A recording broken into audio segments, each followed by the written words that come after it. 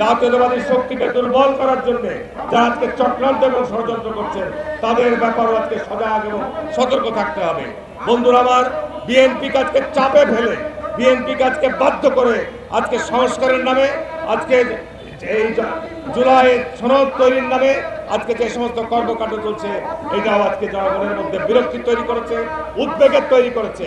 আজকে এই কমিশনগুলো গঠন করে দীর্ঘ আলোচনার মধ্য দিয়ে মানুষের মধ্যে আজকে আমি বলবো যে চরম বিরক্তি তৈরি করেছে। আমরা জনগণ চাই একটি অবাধ, সুষ্ঠু, নিরপেক্ষ নির্বাচনের মধ্য দিয়ে যত দ্রুত সম্ভব একটি অবাধ, সুষ্ঠু, নিরপেক্ষ নির্বাচনের মধ্য দিয়ে একটি সংসদ গঠিত হোক, সরকার গঠিত হোক।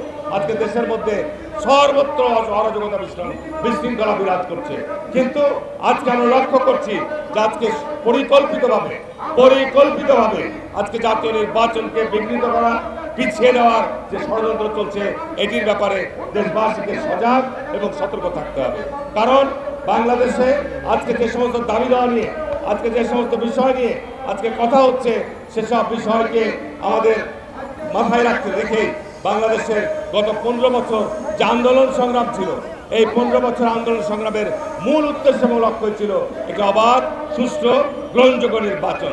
সেটি হয়নি বলেই গত জুলাই আগস্ট মাসে 24-এ গণবিস্ফোরণ হয়েছে এবং এসে আমাদের ছাত্র জনতা বিপুল পরিমাণ প্রাণ বিসর্জন দিয়েছে, বিপুল পরিমাণ প্রাণহানি ঘটেছে। আজকে এই বর্তমান অন্তর্বর্তীকালীন সরকারকে আমরা অনুরোধ করব যে আর আলোচনা বৃদ্ধি করিয়েন না, আর আলোচনা না করে যে অঙ্গীকার করেছেন, যে ওয়াদা করেছেন যে মধ্য ফেব্রুয়ারির মধ্যে বাংলাদেশে নির্বাচন অনুষ্ঠিত হবে, নির্বাচন অনুষ্ঠানের মধ্য দিয়ে একটি অবাধ, সুষ্ঠু, গ্রহণযোগ্য নির্বাচনের মধ্য দিয়ে যা নির্বাচিত সরকারের কাছে ক্ষমতা হস্তান্তর করুন।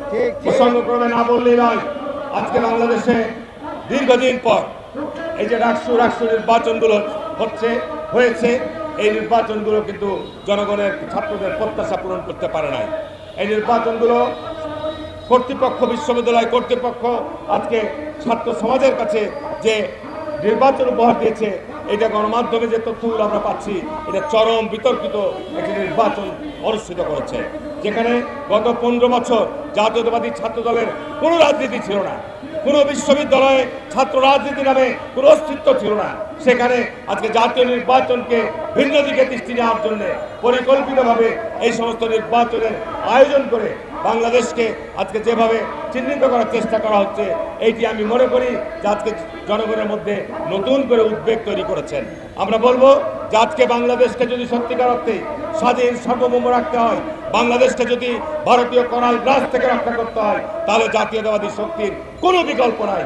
কারণ যারা বিগত সময় ক্ষমতায় ছিল, তারা ভারত সন্নীতি করেছে, তারা ভারতের সহায়তায় ক্ষমতায় থেকেছে, তারা বাংলাদেশের অর্থনীতিকে লুটপাট করেছে, তারা ভারতের একতরফা নির্বাচন হয়েছে, একমাত্র বাংলাদেশের মধ্যে, পৃথিবীর মধ্যে রাষ্ট্র ভারত তাদেরকে সমর্থন দিয়েছে।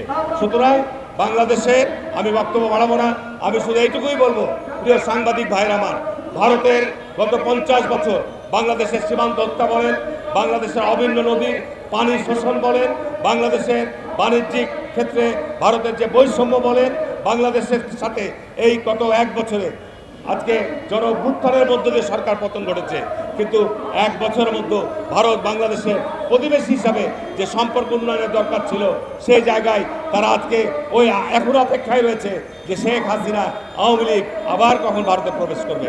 বাংলাদেশের মানুষ জীবন থাকতে এই শেখ হাসিনা, এই হায়নাকে বাংলাদেশের মানুষ আর রাজনীতিতে গ্রহণ করবে না, করতে পারে না, দিবে না দেশের জনগণ। তার কারণ তাদের বিচার হতে হবে, তারা যে গণহত্যা চালিয়েছে তার বিচার হতে হবে, যে তারা দেশের সম্পদ লুটপাট করেছে, ব্যাংক লুটপাট করেছে, আর্থিক প্রতিষ্ঠানগুলোকে ধ্বংস করেছে, তার বিচার হতে হবে। এছাড়া বাংলাদেশের জনগণ মুক্তি অর্জন করবে না।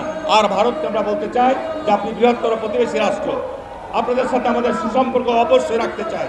শহীদ রাষ্ট্রপতি জিয়া রহমান সার্ক গঠন করেছিলেন এই দ্বিপাক্ষিক সম্পর্ক উন্নয়ন করার জন্য, এই দক্ষিণ এশিয়ার রাষ্ট্রগুলির মধ্যে সুসম্পর্ক উন্নয়ন করার জন্য আমরা সার্ককে কার্যকর করতে চাই। এক্ষেত্রে ভারতের কার্যকর সহায়তা এবং ভূমিকা দরকার আছে। কিন্তু আজকে আমরা লক্ষ্য করছি ভারত তার বাংলাদেশে একটা গোলামী শক্তি এখানে তারা এস্টাবলিশ করতে চায়।